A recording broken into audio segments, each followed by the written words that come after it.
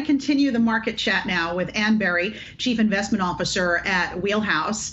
And I want to actually start with the airlines because, a lot of the major carriers came out today and admitted, I think what most of us already knew, which is that rising COVID cases has a lot of people now rethinking their travel plans. Why do you think the airlines are rallying to the upside today? It's a little bit of a mystery, but I think perhaps what's happening here is that the market is responding positively to the admission of the facts. I think one of the things that has baffled the market so far is when companies have come out either with vague earnings guidance or with a lack of direct confrontation of the impact that Delta's having on their businesses. The fact the airlines have come out and said, with specificity, here's what we're seeing with respect to bookings and cancellations, here's our plan of attack, I think that's when the market responds favorably. So do you think that, or would you be, or are you a buyer of the major airlines right now?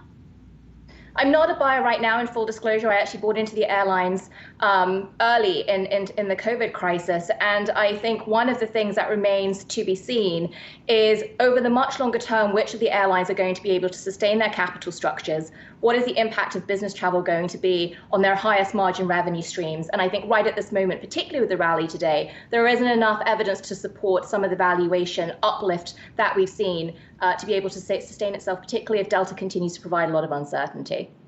So on the wider sort of, reopening trade outside of airlines, of course, you've also got the cruise lines, the hotels, the restaurants, too, to a large degree. What do you do with that reopening trade right now? Do you look for an opportunity, a good time to sort of get out? Because today, looking at the way the airlines are rallying, some people might think it is a good time to let go of some of those holdings. I think it probably is. And I think with respect to the restaurant space, I'd really try to unpack which of those have got a differentiated digital model and which of those don't. So when I think, for example, about the risk that comes with vaccination card, vaccination certificate, testing requirements in certain states, or the reintroduction of mask mandates, I would look to something like Chipotle, for example, has demonstrated enormous ability to pivot and create a direct-to-consumer or online business. So that's where I would look to put my capital instead. And when it comes to things like the cruises, I think that's a very difficult space to look at right now. It's so state-specific, and the international markets haven't opened back up yet. I'd probably stay away.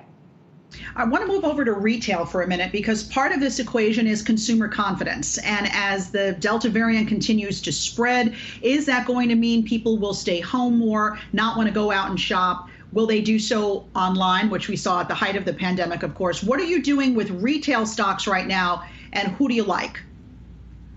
I think that we've already seen the acceleration of the take-up of e-commerce. So I think we are going to continue to see growth slow down.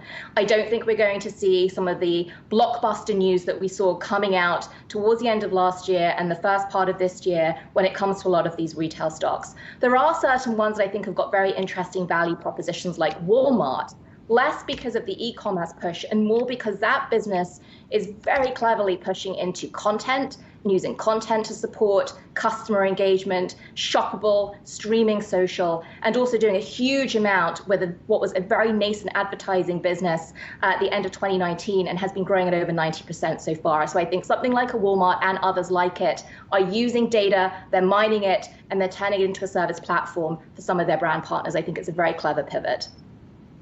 All right, I want to move over to IPOs because this has been an incredible year for new shares coming to market. We've got some big ones in the offing. We're expecting to see Reddit and Discord come to the marketplace later this year. What are your thoughts on the overall IPO market? Where are you concentrating your resources right now?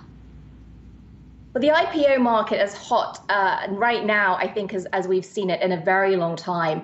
Discord and Reddit are two that are fascinating to me because these are huge social community-based platforms that are, at the moment, driving real consumer behavior. Reddit, whether it's in the meme stock space to the opening part of your show and GameStop. Discord, which has really shaken up the conversation around different kinds of messaging in the gaming space. And we saw that Microsoft made a run at buying that business earlier this year.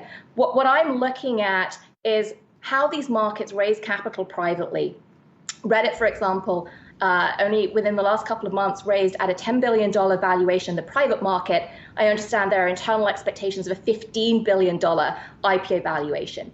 And so what I'm looking at very closely is what is the gap between the private market valuations of these businesses and where they go out to market a very short while later. And that's frankly where I'd be cautious, but I'd be looking to unpack some of these interesting business models very closely.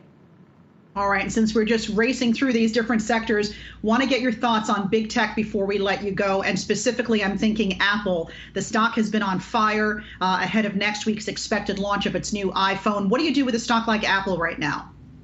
To me, Apple feels a little bit expensive. I think it's been clever moving into something like wearables.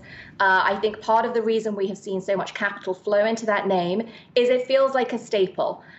It's still got some growth prospects. It's not going away. And I think at the moment, as there's been a flight to quality, Apple has been one of the real beneficiaries of that trend, as retail investors are really looking for places to park their capital, which they think are de-risked relative to some other higher growth players they could get behind. All right, we're going to leave it there. Ann Berry, Chief Investment Officer at Wheelhouse. Thanks so much for being with us today.